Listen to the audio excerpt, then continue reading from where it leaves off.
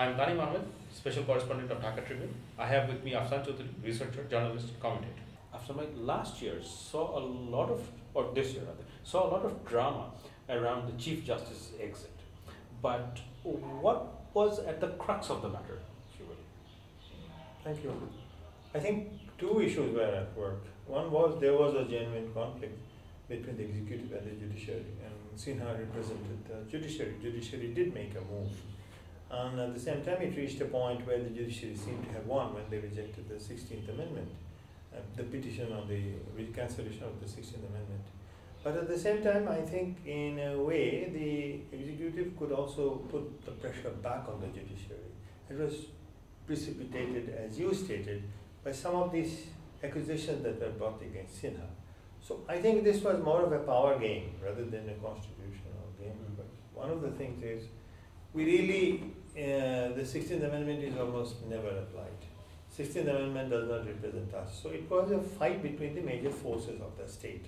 So there is executive, there is legislature, judiciary, business lobby, army, etc. Different people have different power positions, power spaces, power game.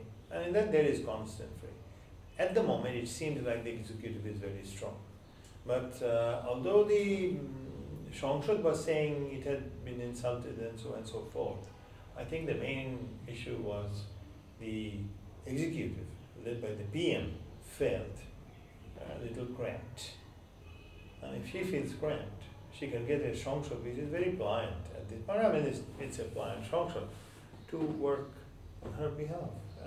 That happened. I also think that the observations made by the Chief Justice could have been avoided. I'm not saying he doesn't have the right to make such observations, but as you said, it left the judicial space and entered the political space, where the judiciary cannot enter. And in the end, it again went to the executive space, where they engineered an expulsion, if you will. What precipitated the crisis of Justice Sinha's exit. Yes. Let's not go into that because we don't know what happened. What we know is that there is tension amongst the various power zones of the state. Right. So there is the military, which is really very powerful and which cannot be touched, perhaps even discussed. Then there is the civil service. Then there is, of course, the business lobby. And then, of course, there are the parliamentarians or whatever. Now, of these four, the weakest, it seems to me, are the parliamentarians, because they are very dependent on the rest for functioning. Now, the judiciary, in a manner of speaking, made a move to be upgraded. But the judiciary is powerful, but it doesn't execute its power. Now, 15th Amendment was not the right type of amendment to handle when you're in power, because they put them in direct conflict with the Shongshut. The 16th. The 16th Amendment.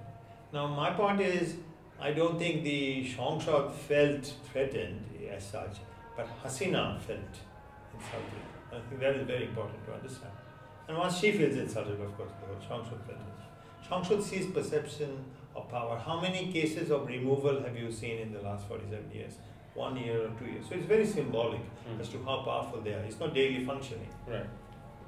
In that fight, in my opinion, though it is an absolutely, I felt, and I have written a lot on this, I felt the judiciary needed to upgrade its power. I do agree. Not above anyone. But Sinha was pushing for supreme power, which naturally rubbed the wrong way with everyone. And that, I think, was a strategic mistake.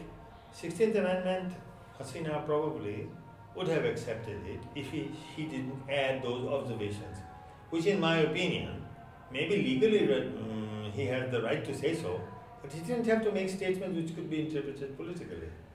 So he, in certain ways, he also contributed to what is going to be possibly the dismantling. But this is a display of the power infighting amongst the various zones of the state. And I think that is why the 16th Amendment became a symbolic fight. And in this symbolic fight, judiciary did initially make inroads, but then it retreated, and I think the executive has again won back its power.